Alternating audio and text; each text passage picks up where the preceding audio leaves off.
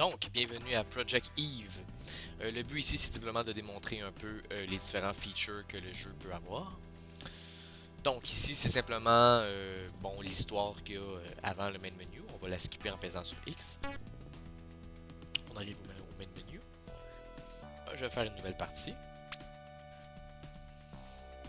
Ici, c'est l'histoire qu'il y a avant le premier niveau. On va tout simplement peser sur Q pour le skipper. Et le premier niveau commence. Bon, comme dans tous les jeux de ce genre, de cette époque, à gauche, ici on peut voir le nombre de vies que le joueur a, et à droite on peut voir le score que le joueur a. Si tu tombes en bas de 0 vie, c'est le game over, et le score augmente de 100 à chaque fois qu'un ennemi est tué. On a ici les premiers ennemis, cet ennemi-là tire simplement en avant de lui.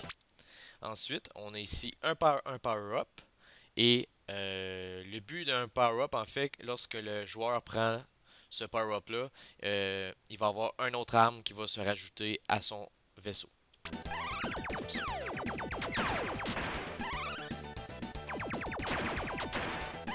Et le maximum est de 5. Ici, on a un autre type d'ennemi qui lui tire tout simplement sur les côtés.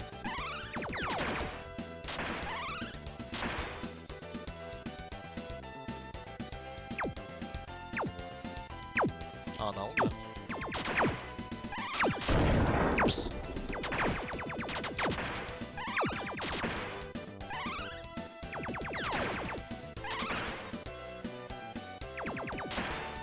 Un autre élément que j'aimerais montrer, c'est le save. Donc, si je clique ici sur save, la partie va être sauvegardée. Donc, si je quitte le jeu et que je reviens, ou si j'ai un game over et que je retourne au menu principal, l'option continue va être possible. Et quand je clique là-dessus, ça me ramène exactement au même endroit que où j'avais savé.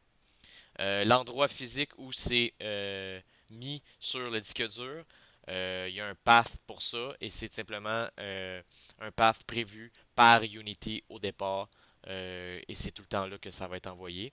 Je vais le mettre dans les commentaires si vous voulez voir exactement un exemple de où c'est, si vous voulez aller voir.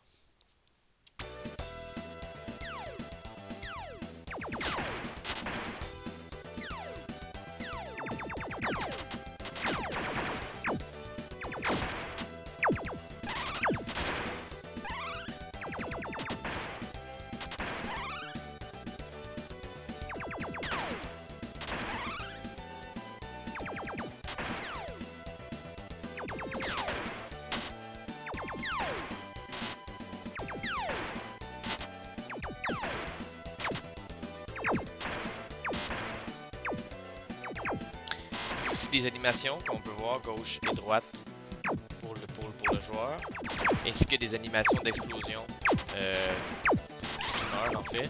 Et ça a été fait entièrement avec des sprites animés avec Mechanim dans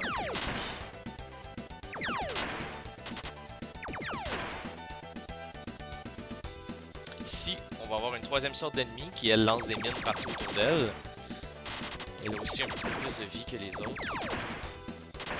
Faut leur faire bien attention parce que si on les laisse faire, c'est pas long qu'il y ait des mines un peu partout.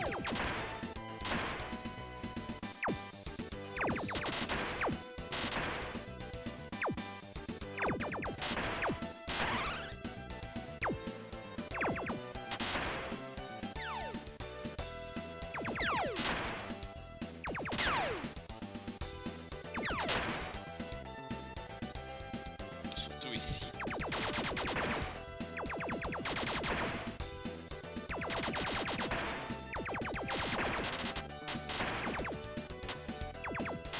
Ici, ça devient vraiment dangereux si vous n'avez pas le bon nombre de power-up.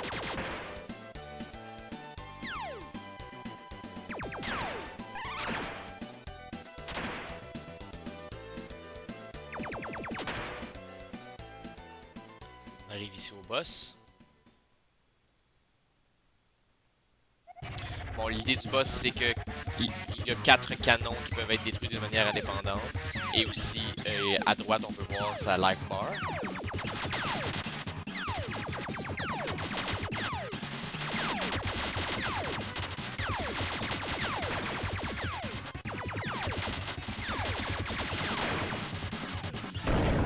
Oups.